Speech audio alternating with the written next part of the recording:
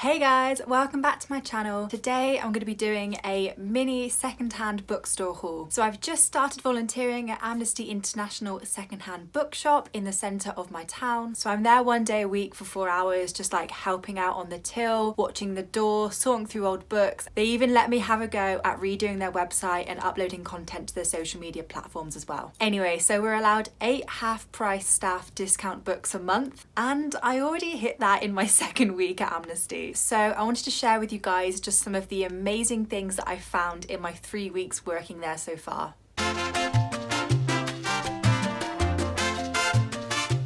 Okay, so on my first shift, I was just like walking around trying to find out where everything was, and I saw Pandemonium by Lauren Oliver, not on the YA shelf, but just on like the random adult fiction shelves. For those of you who don't know, Pandemonium is the second book in the Delirium trilogy by Lauren Oliver, and when I was younger, when I was like actually a young adult, like a teenager, I was obsessed with this series. Honestly, I'm talking like to the level that I'm obsessed with the Shadowhunter books now. I was just obsessed with Delirium. In my opinion, this series is probably the most underrated YA series. I feel like no one ever talks about this, and these books are they're just second to none. But honestly, these books shaped me as a person when I was younger, and they are just insane, and you have to read them if you haven't already. So obviously after I found Pandemonium, I went searching for books 1 and 3 in the series, and I couldn't find them on the shop floor, so I went downstairs to storage where we keep all like our duplicates and overs, and at the back there's this like tiny little vault full of like kids books and a whole shelf of YA literature. So I went down there and I managed to find Requiem, which is the final book in the trilogy, book 3, and honestly I cannot tell you, I was so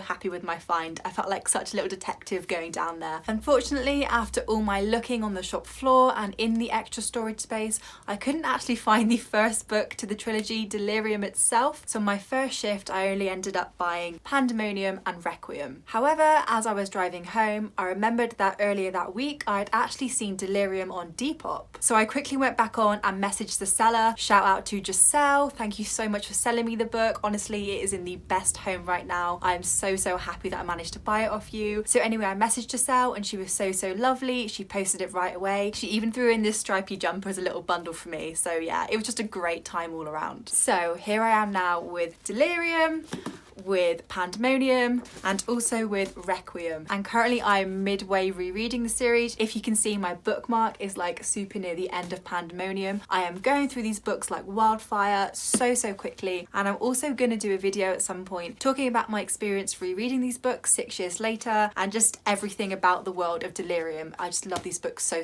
much. So after my first shift at the shop, I was basically buzzing. I was like, I wonder what I'm going to find next, and a week later I went back and this is what I found. So during my shift I had to take something down to the cellar, and obviously I was like, well, now I'm here, I'm gonna low-key look at the YA section again, and I managed to find the Divergent series still boxed up, which is just like insane. Like, I can't believe someone donated this in such great condition. So anyway, along with the 3 books, this box also came with this tiny little book, like pamphlet, and it's basically full of like information and trivia about the Divergent world. There's an interview by Veronica Roth, and there's also a which faction are you in quiz, which obviously I took straight away. Anyway, I just thought this was like the cutest extra, and I was just so happy with this find. And the best thing is that it comes in its own little box, which makes it super easy to display on my bookshelf. So basically in the store we have like different sections. So we have like a fiction section, children's section, young adult section, then we have like non-fiction, so like gardening, history, world history,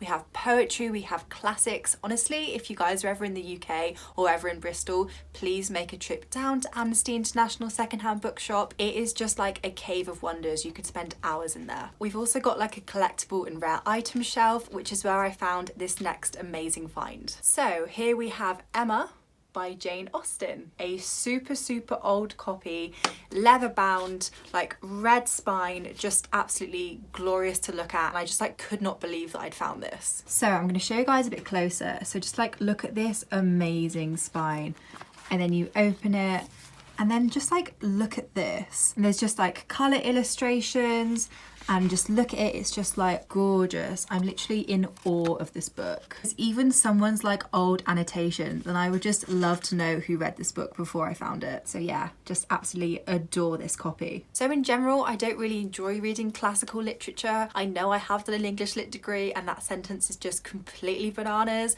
but I just, something about it, I just like can't get into it. However, last year or earlier this year, I literally don't know because time isn't real anymore, me and my friend went to go see the new adaptation of Emma in the cinemas and we absolutely adored it. We'd been out for drinks like 2 hours before, so we were slightly drunk, but it was just like sat in the cinema, there was like these reclining chairs, we were a bit tipsy and we were watching this amazing film. I was like, honestly, if I died right now, it wouldn't be the worst place to go. But yeah, so I absolutely adored the adaptation of Emma, and so when I saw this, I was like, wow, I've been meaning to read it anyway, and look at this amazing copy I found. So yeah, this went straight into my basket and I bought it at the end of my shift. So on my third shift, I went into the shop thinking, I am not going to buy any books today. I am literally double stacking my books on my bookshelf because I have no room left. I physically cannot store these books anymore. And I still left with books. Honestly, I tried so hard. I did like 3.5 hours just like flat out working, and then it got to like 15 minutes before the end of my shift and I was sorting through like a new donations crate and I saw this little book peeking at the top. So this book is the Star Touched Queen, and I remember seeing it and just thinking the imagery was just so nice and I was so drawn to it, and I flipped over and I read the blurb and immediately I text my friend Holly, who you guys have seen in my Infinal Devices fan cast, and I was like, I've just bought this book and I've never heard of it before, but it just sounds so good, so up my street and like a classic YA book. She immediately texted me back saying that this book had actually been on her to read list for so long. She'd seen it recommended on like the book side of TikTok and wrote it down immediately. So after I finish the Delirium series, this book is going to be the one that I'm going to go straight onto immediately. Please let me know if you guys have read this book. I'm so excited to read it, and I feel like such a fool because I feel like loads of people are reading this book and it's probably like a huge thing and I've got no idea. So those are just some of the books that I've bought so far on my 3 shifts at Amnesty International Bookstore, but I also wanted to share something else with you guys as well. So when we get like big boxes and big donation crates, we have to like sort through the books, put them in quarantine for 48 hours, and then once they're done with quarantine,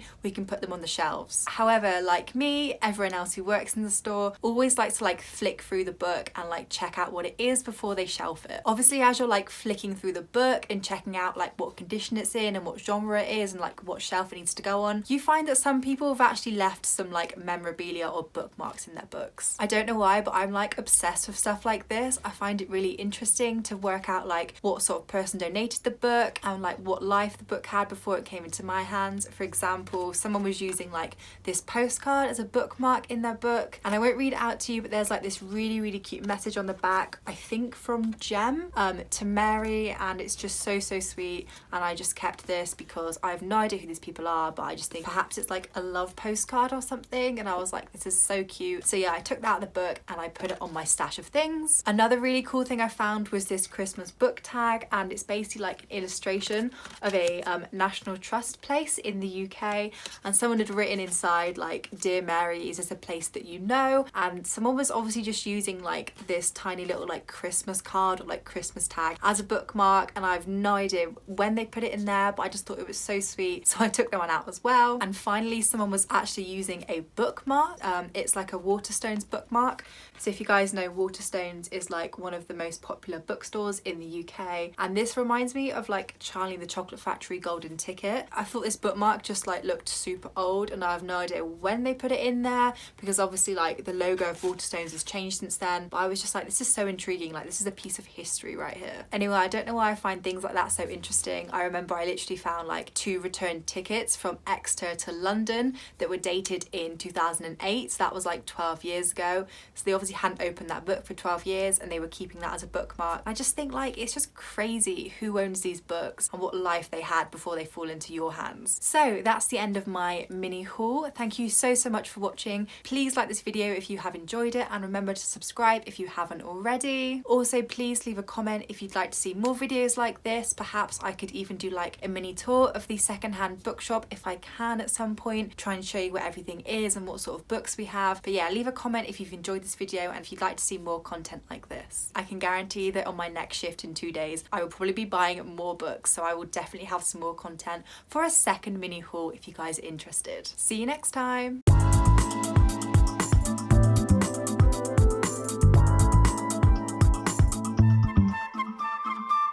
See if they've got any new arrivals, some new donations, and